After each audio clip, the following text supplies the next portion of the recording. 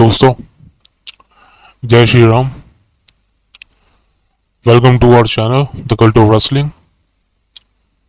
और आज हम करेंगे एक पॉडकास्ट, एक अनफिल्टर्ड, अनकट, अनएडिटेड पॉडकास्ट। वैसे तो हमारे चैनल पे कोई एडिटिंग होती ही नहीं है।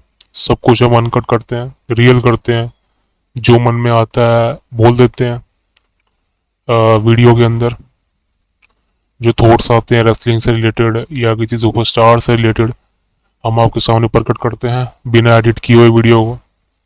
क्योंकि मेरा ये मानना है कि जो रियल है वो बताइए, ऑडियंस को उसमें मज़ा आता है सुनने में। एक फेकनेस हम नहीं फैलाते अपने चैनल के थ्रू। तो आज के पॉडकास्ट में हम बात कर, पूरा पॉडकास्ट देखिए आज ब्रेव के ऊपर होने वाला है।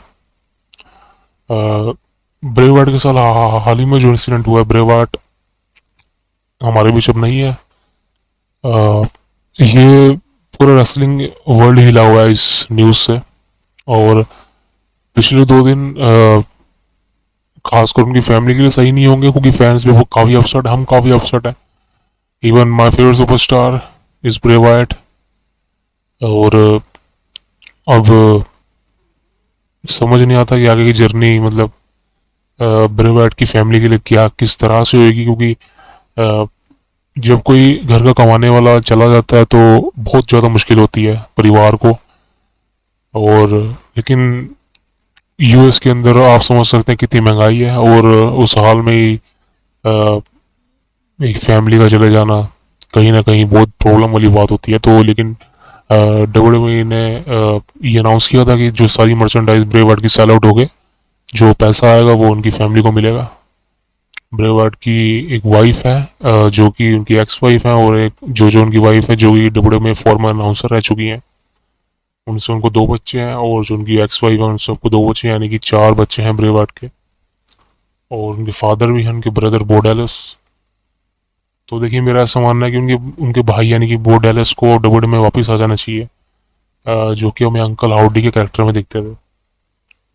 और मेरा ये मानना है कि उनको कंपनी वापस से साइन कर रही है, और एक ब्रे वाइट की तरह एक हॉरिबल कैरेक्टर दे उनको, ताकि ब्रे वाइट की कमी महसूस ना हो। वैसे तो ब्रे वाइट की जगह कोई ले नहीं सकता, पूरे रेसलिंग वर्ल्ड के अंदर कोई ब्रे वाइट की जगह नहीं ले सकता। लेकिन उनके भाई बो डैलस सेम उन्हीं की तरह है, गिमिक में हो चाहे रेसलिंग स्किल्स में हो। तो मुझे ऐसा लगता है कि बो डैलस को डब्ल्यूडब्ल्यूई को साइन कर लेना चाहिए और एक प्रॉपर सुपरस्टार बनाना चाहिए। क्योंकि अब शायद वही हैं जो कि ब्रे वाइट का सपना अगर अगर रेसलिंग करने का आगे था तो उसको पूरा कर सकते हैं। अ, अगर फील्ड वाले करेक्टर में वापस आ जाएं तो इससे अच्छी बात क्या होगी, क्योंकि किसी को पता नहीं चलेगा फील्ड बॉर्डरलेस बन के भी अगर फील्ड बन के आते हैं तो। लेकिन दोस्तों, जो बात सच है वो सच है। असली फील्ड हमारे बीच नहीं है, और सिर्फ उनके परिवार को शक्ति दे। मैं तो यही चाहता हूँ भगवान से। अ, अब मेन मुद्दा मेरा पॉडकास्ट बनाने का ये था कि मुझे कुछ न्यूज़ पता चली है कुछ सोर्स से कि ब्रे वाइट की अनएक्सपेक्टेड पास अवे के पीछे क्या कारण था। देखिए दोस्तों, क्लियर तो कोई भी नहीं जानता, ब्रे वाइट या उनके फैमिली जानती होगी कि इनको क्या प्रॉब्लम थी। लेकिन जहाँ तक मेरे को पता चला, जहाँ तक मैंने सर्च आउट किया है, तो मुझे ऐसा पता चला कि 2018 में, जी हाँ 2018 में ब्रे वाइट कंपनी से चले गए थे। आप समझ सकते हैं, उन्होंने कंपनी छोड़ी नहीं थी, लेकिन कुछ प्रॉब्लम की वजह से चले गए थे 2018 में। तभी से उनको प्रॉब्लम शुरू हो गई 2018 में, जो उनकी मैट हार्डी के साथ शायद टीम भी थी, टीम ऑफ 3 टैग टीम। और वो आप समझ सकते हैं कि शायद 2018 की समर स्लैम में उनका शायद मैच था या नहीं था, मुझे नहीं पता। मैच शायद नहीं था। उसके आसपास ब्रे वाइट कंपनी से चले गए थे, और फिर वो करीबन आप समझ सकते हैं कि 6-8 महीने तक गायब थे। फिर वो 2019 में रेसलमेनिया के बाद वापस आए थे मंडे नाइट रो में, आपने देखा होगा जब उन्होंने फील्ड को अनाउंस किया था, यानी कि फील्ड का डेब्यू हुआ था। तब सब ठीक था। फील्ड हमारे भी 2 साल तो रहे यहाँ। रेसलमेनिया 35 के बाद आए थे, यानी कि वो 37 में भी कम्पीट किया था उन्होंने। लेकिन ये प्रॉब्लम उनको बहुत वक्त से शुरू हो गई थी, क्योंकि कंपनी से रिलीज जैसी वो है ना, जब डब्ल्यूडब्ल्यूई ने उनको 2021 में रिलीज़ किया था, किसी को पता नहीं था कि ऐसा होने वाला। सब सोच रहे थे कि भाई ऐसा कैसे हो सकता है कि इतना बड़ा सुपरस्टार वो कंपनी रिलीज कर सकती है, लेकिन 2020 में 2021 में लॉकडाउन लगा था और बजट कट की वजह से बहुत सुपरस्टार को रिलीज किया था कंपनी ने। जैसे कि ब्रॉन स्ट्रोमैन, वही बड़ा नाम था, उनको भी रिलीज कर दिया था यार। ब्रेवर्ड को रिलीज कर दिया था, कैरिंग क्रॉस, इस सारे सुपरस्टार का रिटर्न दोबारा हुआ था कंपनी में, जो कि ट्रिपल एच वापस लाए थे। और फैंस काफ़ी खुश थे क्योंकि जो उनके फेवरेट सुपरस्टार थे उनको वापस लाए, खासकर ब्रेवर्ड का रिटर्न तो भाई काफ़ी बिग था। आ, लेकिन हमें क्या पता था कि यार उनका रिटर्न में सिर्फ हमें एक ही मैच देखने को मिलेगा, बाकी में ऐसा हो जाएगा। तो ये सारा जो उनके साथ प्रॉब्लम थी, इलनेस थी, ये 2021 में रिलीज के बाद ही शुरू हुई थी। क्योंकि कहते हैं ना कि जब बंदे के पास काम ना हो और वो उसके पास जिम्मेदारियां हो और उसके पास पैसे भी ना हो, तो वो यार उसका उसका दिमाग खराब हो जाता है, उसका वो सोचता है कि मैं करूँ तो करूँ क्या। उसको बीमारियां घेर लेती हैं। इसलिए मैं वो कहता हूँ यार, जिंदगी में ना टेंशन ना लो आप।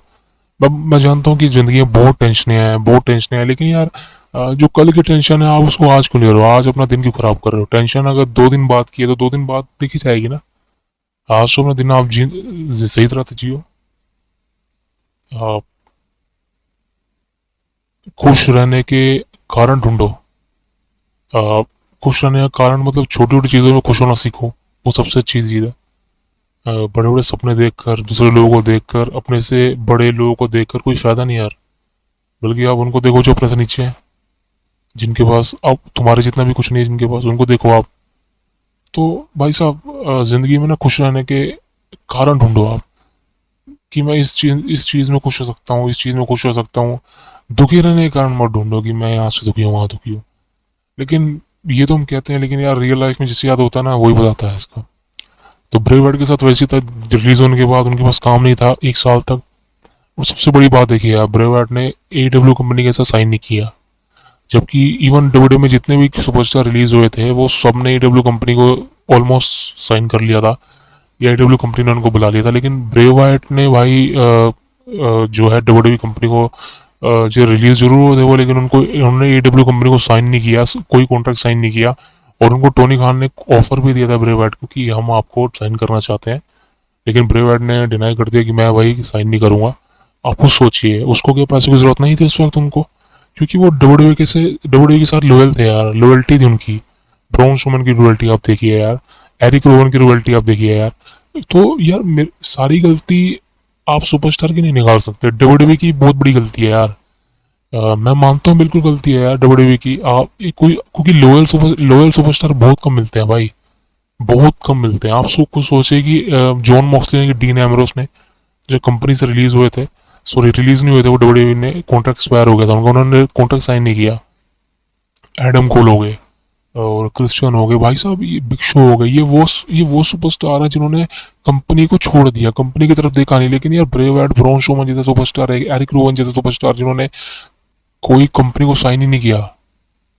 कौन नहीं पैसा कमाना चाहता यार? इवन हमें भी कोई काम मिलेगा, हमें एक कंपनी में कम पैसे मिल रहे हैं और दूसरी कंपनी हमारे सामने आएगी तो हम उस कंपनी में जाएंगे, भाई हमें तो पैसा कमाना है ना।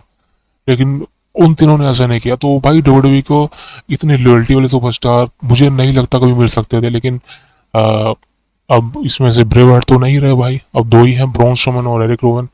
अब मुझे नहीं पता कि फ्यूचर में क्या होने वाला उन दोनों के साथ। लेकिन यार ये इंसिडेंट ना, मतलब आप ये कह सकते हैं कि इंसिडेंट ने ना सब खराब कर दिया यार, मतलब खराब कर दिया। इवन जो प्रीमियम लाइव इवेंट आ रहा पे बैक, हमारे चैनल पर प्रोडिक्शन मिल जाएगी उसको, आपको, आप देख सकते हैं। लेकिन मैं उसको सही में नहीं देखने वाला, मेरा कोई इंटरेस्ट ही नहीं है।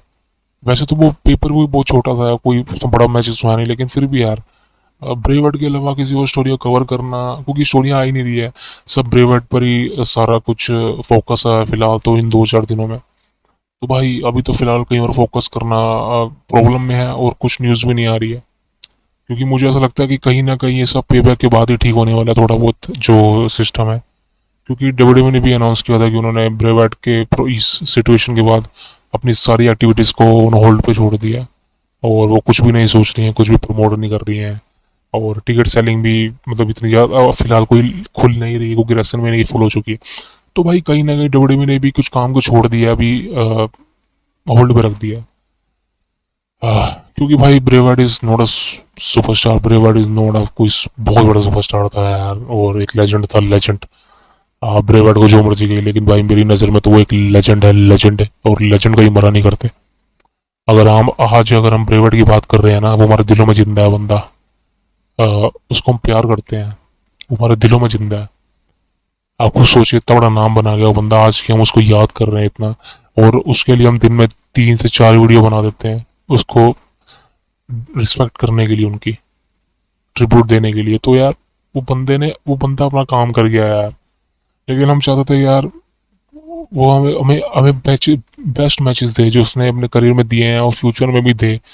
हम चाहते थे कि वो अनडिस्प्यूटेड चैंपियन बने, ब्रेवर्ट यूनिवर्सल चैंपियन बने, डब्ल्यूडब्ल्यूई चैंपियन बने, और एक लॉन्गेस्ट रिंग दे। लेकिन अब वो पॉसिबल ही नहीं हो पाएगा। तो प्रॉब्लम एक नहीं, प्रॉब्लम बहुत है। जैसे मैंने को बताया, रियल रीज़न 2018 में शुरू हुआ था, जब वो कंपनी से ऑफ चले गए थे, शायद ये इलनेस तभी से शुरू हुई थी। फिर 2019 में फिगन वाले करेक्टर आया, वो सही था, 2 साल तक चला, लेकिन उसके बाद उसको भी डिस्ट्रॉय कर दिया गया। तो यार कहीं ना कहीं डब्ल्यूडब्ल्यूई की तरफ से बड़ी भी गलतियाँ हुई हैं। उन्होंने ब्रेवर्ट को उस समय पुश तो दिया, लेकिन ब्रेवर्ट की कोई रिस्पेक्ट नहीं करी मेरे अकॉर्डिंग। तो विंस मैकमैन ने तो बिल्कुल नहीं करी भाई रिस्पेक्ट। ट्रिपल एच तो फिर करता रिस्पेक्ट ब्रेवर्ट की, लेकिन विंस मैकमैन के समय मेरे को नहीं लगता था इतनी रिस्पेक्ट थी ब्रेवर्ट की भाई। क्योंकि यार गोल्डबर्ग जैसे सुपरस्टार से, गोल्डबर्ग जैसे मतलब ओल्ड मैन से आप फील्ड को हरवा रहे हो, ये कहाँ की इंसानियत है यार, ये कहाँ का लॉयल्टी है आपके अंदर। तो triple H is a respected man, वो जानता है कि हमें किस तरह से सुपरस्टार की टैलेंट की रिस्पेक्ट करनी चाहिए। लेकिन ब्रेवर्ट ने बहुत से सुपरस्टार को पुश किया यार। ब्रेवर्ट ने, इवन जॉन सीना ने भी बोला भाई, जॉन सीना ने भी मतलब इस बातों को कवर किया था कि ब्रेवर्ट वो एक लौते सुपरस्टार है, ब्रेवर्ट जिन्होंने उनको लिमिट तक पहुंचाया उनकी।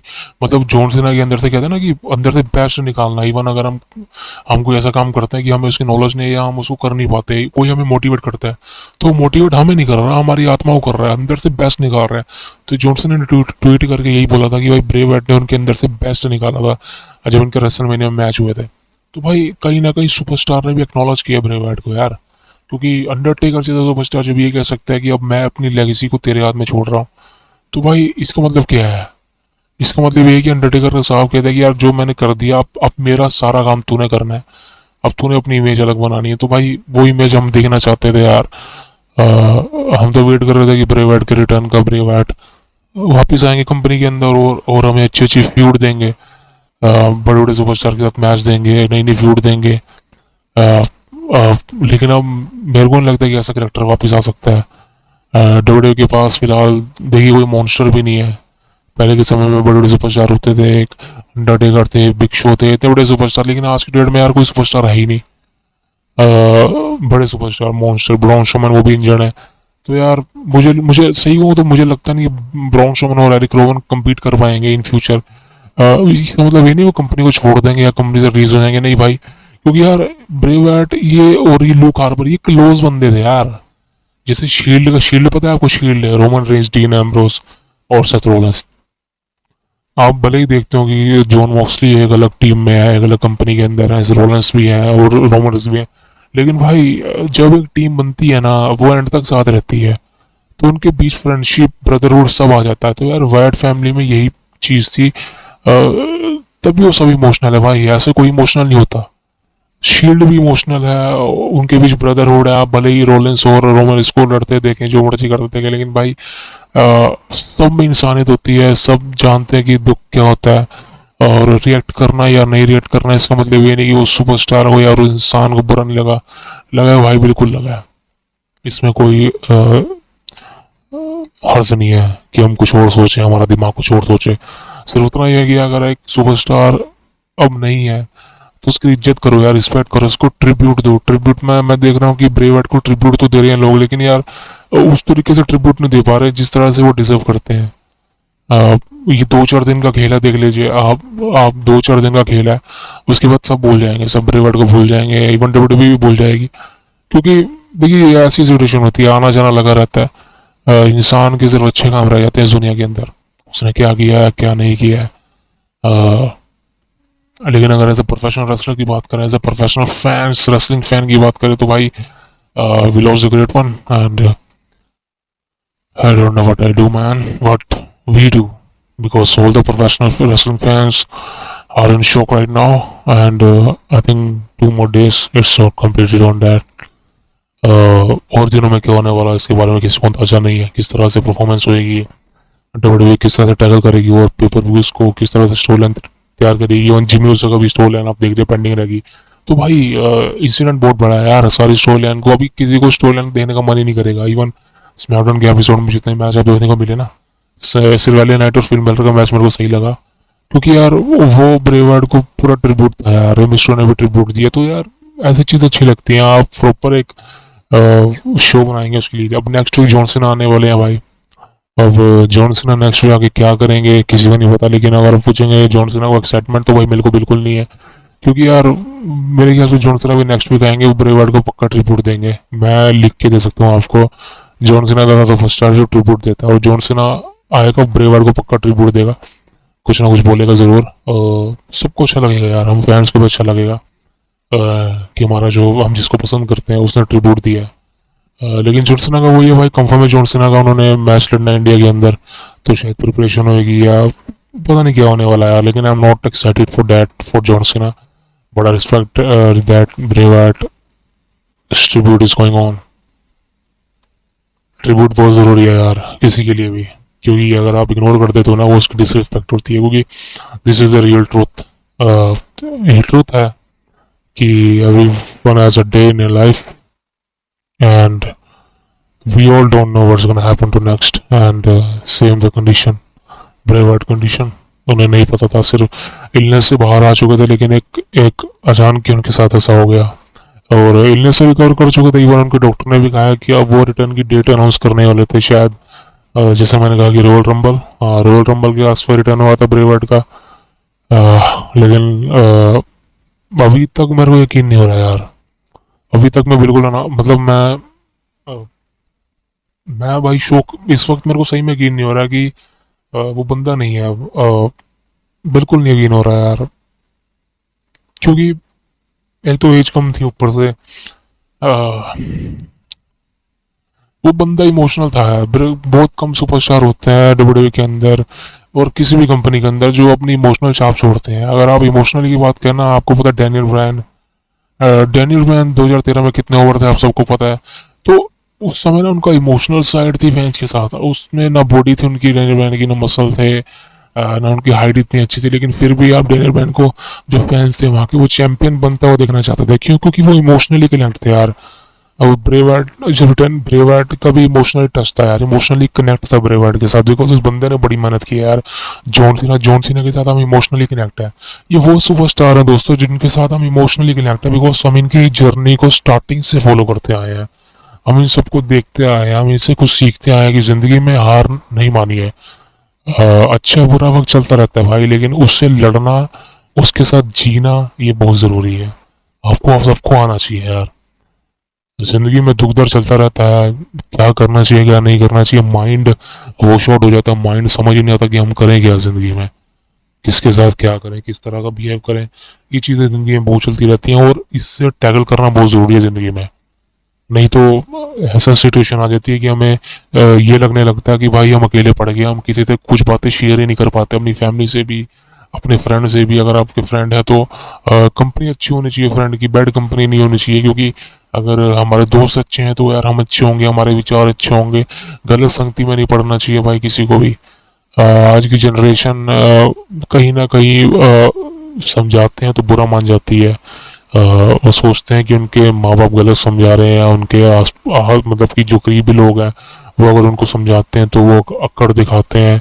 तो भाई ये गलत है यार। देखो मैं सिर्फ ये बात कहना चाहता हूँ, गुस्सा सभी के अंदर होता है, मेरे अंदर, आपके अंदर, हर किसी के अंदर गुस्सा होता है, लेकिन उस गुस्से को कहाँ यूज़ करना है इसका हमें पता होना चाहिए। देखिए मैं तो ये कहता हूँ, और कब क्या बोलना चाहिए इसकी खास नॉलेज होनी चाहिए, इसका खास हमें तहजीब होनी चाहिए कि हमें कौन सी सिचुएशन में किस तरह के शब्द और अपशब्द को यूज़ करना है।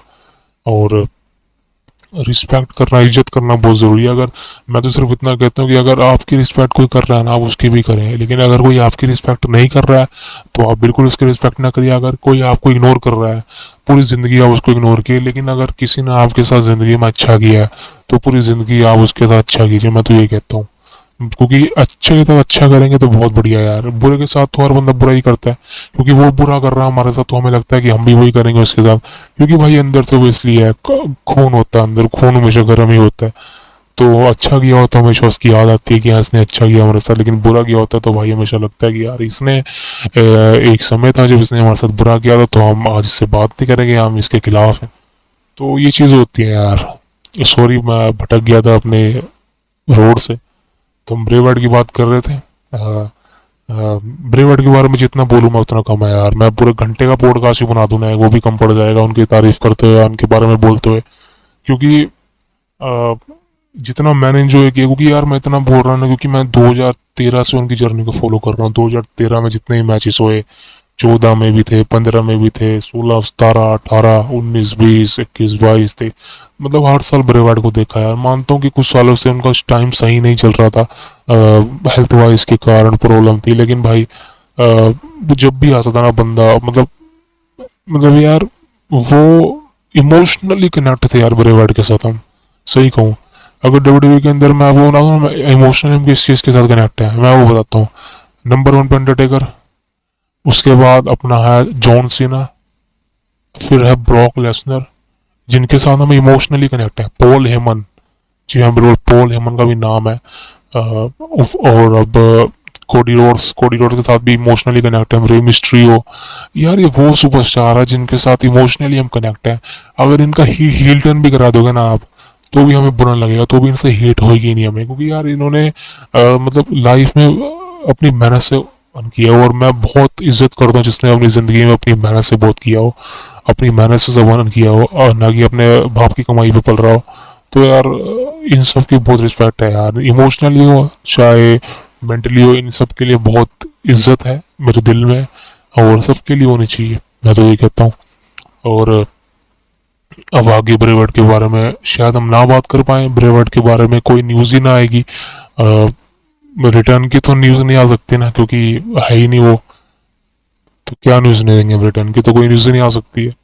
और फिलहाल कोई रिपोर्ट भी नहीं सामने आ रही जो मैं आपके साथ शेयर कर सकूं, क्योंकि इस समय तो सारा रेसलिंग वर्ल्ड सिर्फ ब्रेवर्ड के नाम पर ही डिपेंड है, ब्रेवर्ड के इंसिडेंट पर। इवन क्रिस जेरिको ने भी उनको ट्रिब्यूट दिया अपने परफॉर्मेंस पर।